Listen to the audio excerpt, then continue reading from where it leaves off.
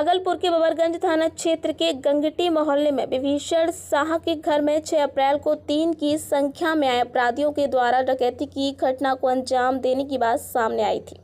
साथ ही घर की गृहिणी अंशु देवी ने कहा था डकैती में घर में रखे नगद रुपए और जेवरात को लेकर फरार हो गए, परंतु अनुसंधान के क्रम में यह घटना असत्य पाया गया। आज प्रेस वार्ता में सिटी डीएसपी प्रकाश कुमार ने बताया है कि सत्तू व्यवसायी की यहां लूट की घटना अनुसंधान के क्रम में असत्य पाया गया है। वहीं पुलिस को गलत सूचना देने, गुमराह करने एवं झूठी प्राथमिकी दर्ज करवाने के आरोप में वादी पर न्यायालय के आदेश अनुसार 182/211 IPC के तहत अग्रिम कानूनी कार्रवाई की जाएगी। वहीं अनुसंधान के क्रम में पुलिस की पूछताछ के दौरान अंशु देवी ने बताया है कि मैं तगादा के लिए कहल गांव जा रही थी, तभी मेरे गले में सोने की चैन रेलवे स्टेशन में किसी ने चुरा ली। मैं अपने पति के डांट के डर से ये मनगढ़ंत कहानी बनाई। सत्तू व्यवसायी की पत्नी अंशु देवी ने मीडिया से एवं पुलिस कर्मियों से नाटकीय रूप में बात करते हुए कहा था कि जब मैं घर में अकेली थी, इसी क्रम में 3 अपराधी नकाब लगाकर पहले गेट खुलवाया और फिर हथियार सटाकर मुझे अंदर ले गए और अपराधियों के द्वारा साथ में लाए गए एसिड की बोतल में धमकी दी कि अगर अलमारी का चाबी नहीं दोगी तो तुम पर तेजाब डाल देंगे। तब जाकर मैं डर गई और अपराधियों को अलमारी का चाबी दे दिया, जिसके बाद अपराधी अलमारी के लॉकर से कैश और जेवर लेकर फरार हो गए। V9 न्यूज के लिए भागलपुर से श्यामानंद सिंह की रिपोर्ट। बादिनी अंशु भारती, ये एक्चुअली में 6 इसके पहले की घटना है, बता देते हैं।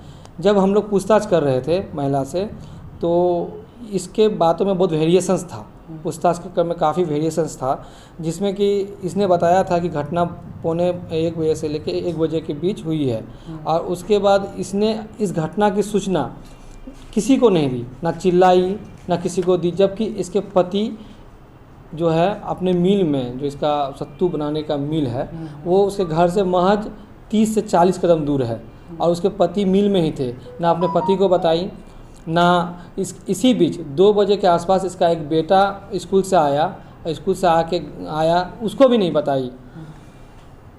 फिर जब 3:30-4 बजे के आसपास इसके पति जब घर आए, तो जैसे ही घर आए तो ये अपने पति को बताए कि मेरे साथ ऐसा ऐसा घटना घट गया है। 3 लड़के आए थे, पिस्तौल कट्टा तान दिया, एसिड का भय दिखा के चाबी लिया और 3 लाख रुपया और मेरा था वो लेके भाग गया। इसी पर बादिनी के पति विभीषण शाह अपने भाई, छोटा भाई को दिनांक 6/4/22 को बादिनी अंशु भारती पति विभीषण शाह, साकिन अलीगंज, थाना बब्बरगंज, जिला भागलपुर का एक लिखित आवेदन दिए। उसी के आधार पर मुजाहिदपुर बब्बरगंज थाना कांड संख्या 110/22 दिनांक 7/4/22 धारा 392 IPC के तहत दर्ज की गई।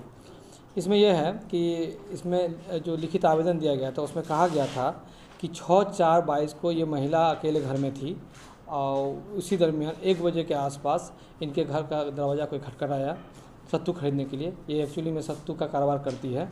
तो जब खटखटाने के समय दरवाज़ा खोलने के साथ ही दरवाजे पे ही 3 जो लड़के थे, वो उसमें से एक लड़का इस पर कट्टा तान दिया और बोला कि अंदर चलो। जैसे ही अंदर गई, उसमें से और 2 लड़के खड़े थे, उस दोनों में से एक ने क्या किया, एक बोतल एसिड निकाला और उसको बोला कि जल्दी से चाबी दो अलमारी का, नहीं तो तुमको हम जला देंगे। इसी पर यह महिला डर गई और डरने के पश्चात इसको चाबी दे दी और उन लड़कों ने अंदर जाके अलमीरा से रुपया निकाला और इसके गले से चेन छीना और दरवाज़ा खुला छोड़ के ये लोग भाग गए। कितना रुपया था? रुपया 3 लाख के बारे में ये बताया गया था आवेदन में। और इसके बाद इस घटना की सूचना पुलिस को लगभग 4:30 बजे जब इसके पति आए घर पर, तभी ने बताया और फिर 4:30 बजे पुलिस को मिली। पुलिस इस पर कार्रवाई करना शुरू की। ये चीज़ जो मैंने बताया ये महिला के आवेदन में कही गई है, महिला का ये बयान था उस दिन। खुलासा क्या हुआ? ये कही। उसके बाद फिर जैसे ही घटना की सूचना मिली, हमारे DSP सिटी यानी मैं और पुलिस टीम के साथ SHO बबरगंज और पुलिस टीम के साथ वहाँ तुरंत पहुँचे और पूछताछ करने लगे, अनुसंधान के क्रम में पता चला, देखो घर में क्या हो गया, कुछ घटना हो गया है, जल्दी से पुलिस को फ़ोन करो। लगभग 4:30 बजे के आसपास पुलिस के पास फ़ोन आया और फिर ये हम लोग वहाँ पहुँचे। इसमें खुलासा ये हुआ, एक्चुअल में ये ऐसा कुछ हुआ नहीं था। सर ये सस्पेक्टेड कब इसको पूछे जाने पर कि आखिर तुमने ऐसा क्यों किया, तो ये औरत ने बताई, वादिनी अंशु भारती, कि पति के डर से, एक तो इसका गहना खो गया था जिससे वो काफ़ी भावुक होती है, तो इससे इनको बहुत घबराहट हो रही थी। फिर इसको कुछ सूझा नहीं, कुछ समझ में नहीं आया, तो पति को एक मनगढ़ंत कहानी बना के बोल दी कि ऐसा ऐसा मेरे साथ घर पे ही हुआ, जबकि उसके पति को भी कुछ भी पता नहीं था, जिस कारण से उन लोगों ने हड़बड़ी में पुलिस को फ़ोन किया। फिर पुलिस इसके तफ्तीश में जुट गई। यही कारण है। कार्रवाई क्या होगी? कार्रवाई इसके जो होता है कि जो पुलिस को एक तरह से गुमराह किया गया, जो कि सूचना दी गई। बनाया गया। हाँ, ये काल्पनिक के द्वारा सूचक तो इसके वादिनी के देवर हैं, लेकिन उसी के तरफ से ही दिया गया। ये वादिनी के द्वारा, वादिनी का ही लिखित आवेदन के आधार पर इसी में हम लोग आगे कार्रवाई करेंगे। 182 211 का कार्रवाई होता है। हाँ, उसको हम लोग आगे देंगे मजिस्ट्रेट के सामने। महिला कहीं ना कहीं पीड़ित है।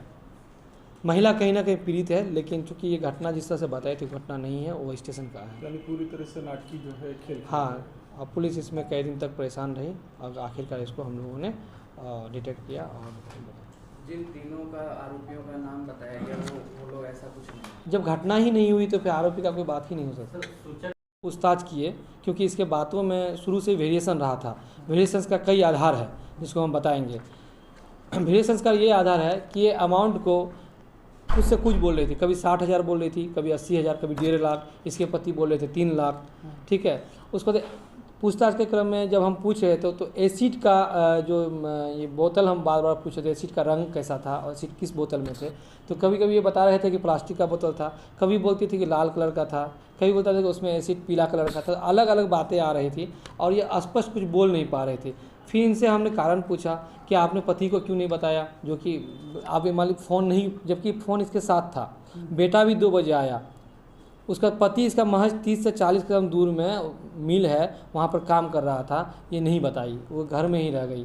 तो इससे शक होने लगा। जब इससे हम लोग गहराई से पूछताछ किए तो पता चला कि एक्चुअल में 6/4/22 को ही, उसी दिन सुबह वो एकचारी जाने के लिए निकली थी। एकचारी में ओम प्रकाश पंडित है जिनसे उनको पैसा लेना था, जो व्यापार सत्तू बेचता है इनको, और उनसे पैसा तगादा करके लेना था। इन्हीं से तगादा करने के लिए वो एकचारी जा रही थी।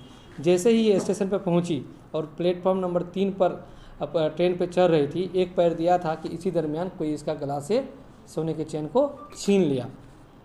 भीड़ रहने के कारण इसको पता नहीं चला, लेकिन जैसे छीना वो पलट के देखने के बाद लगा कि इसका देखी कि गला से चेन छीन लिया है। तब ये एक पास में ही स्टोर है, दुकान है वहीं स्टेशन पर, उसका नाम है संजय यादव, स्टोर दुकान है संजय यादव। उससे जाके इसने कहा कि मेरे साथ देखो ना, ऐसा ऐसा घटना हो गया है, चेन छीन लिया, अब हम क्या करें।